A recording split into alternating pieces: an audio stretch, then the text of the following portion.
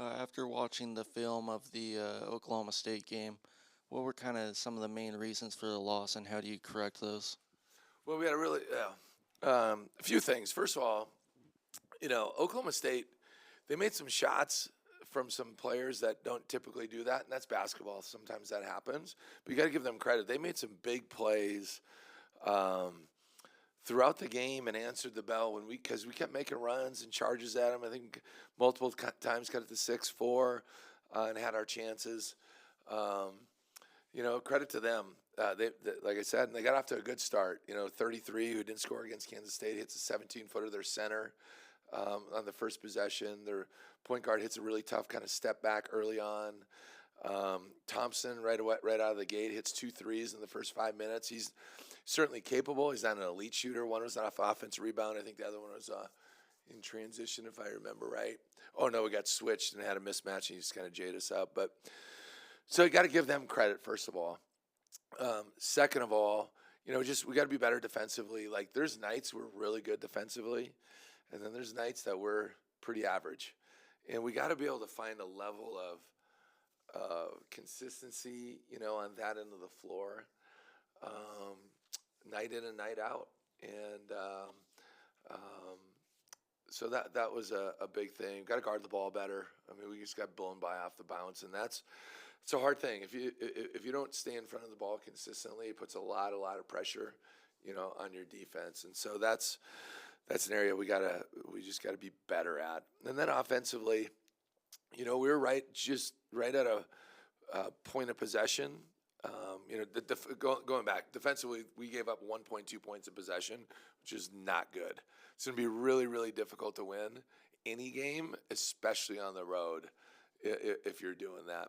And then offensively, I mean, we got to find some consistency at the three.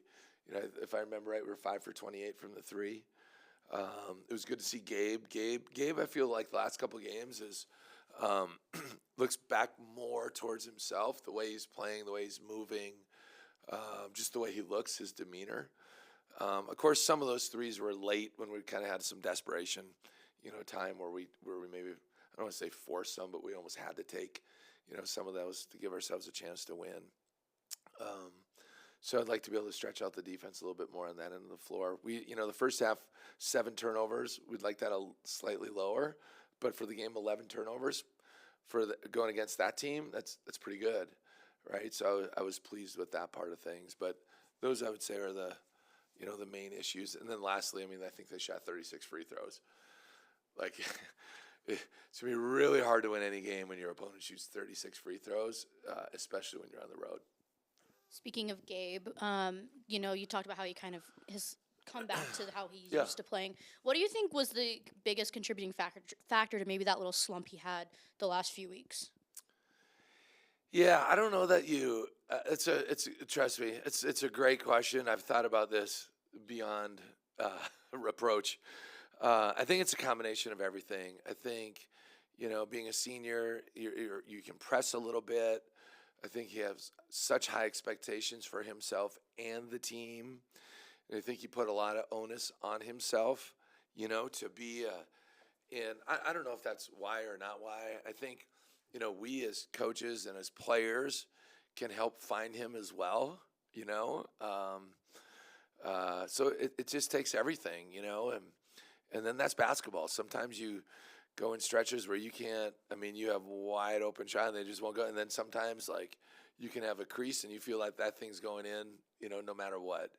And that can go from week to week, game to game, day to day. But he's a confident player. He knows who he is. I think that's a big thing, to be able to kind of self-correct and get out. But he just has a different look, and I think he's really enjoying things again. And I think that's one of Gabe's, if you want to say, quote unquote, superpowers, is he's able to kind of let things roll off his shoulders a little bit and be able to move on in day-to-day life and on the floor. And I think he's back to that. So this is kind of a big picture question Yeah. for you. You've heard coaches across the country say February is a tough month to win in, and we have a big February for your team. What do you think is going to be the key factor this month for your team? Yeah, I mean, you get to we're in the back half now. We're halfway through league play and 21 games into the season. And, I think for us, you know, been doing this a long time, so every team's a little different. I always try to self-reflect on different teams, especially that I've been a head coach of, but also any team I've been a part of.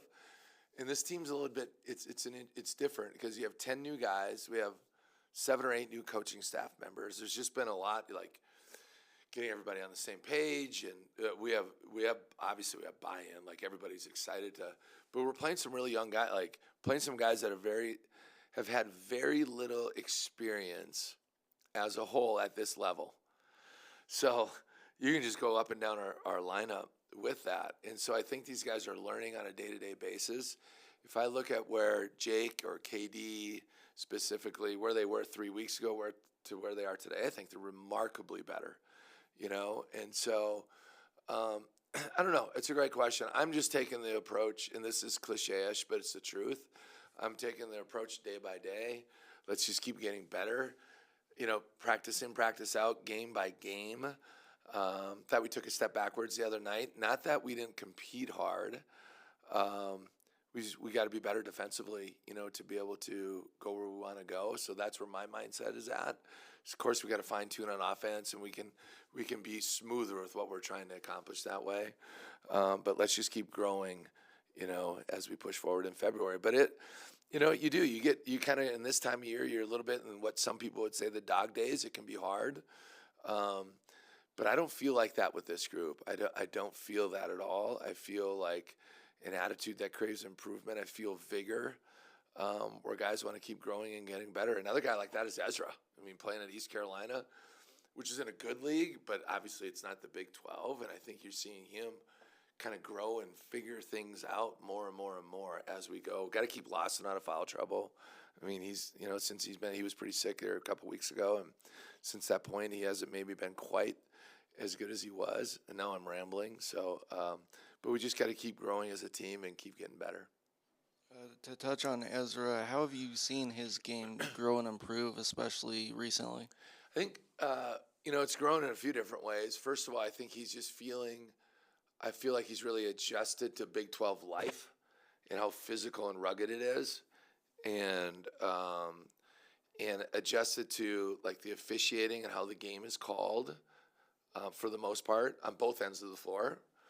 I think he's adjusted to like what we're trying to accomplish, and we've adjusted to him too to try to put him in a better position to utilize, you know, his strengths. Of course, we've always had a pretty good feel for that, but I think fine tuning and getting the right guys on the court in the right places, I think that's helped him substantially. He's become a way better finisher. He's just become a lot more confident. You know, confidence is an amazing thing in life. And certainly when you're on that floor in front of, you know, a lot of people and doing your thing, and I just think he's hitting his stride as to who he is and what our system is, and he's starting to flourish. As you've scouted Colorado, what stood out about their team? Yeah, you know, obviously, you know, Tad Boyle's a great coach, and, you know, being the 4th year in the league, and, you know, I was at Colorado State for 5 years, and so we played each other every year, although he wasn't the head coach there that whole time, but he was at Northern Colorado. So you know, their teams are always super selfless. They share the ball well. You know, much like us, they're playing 10 guys consistently.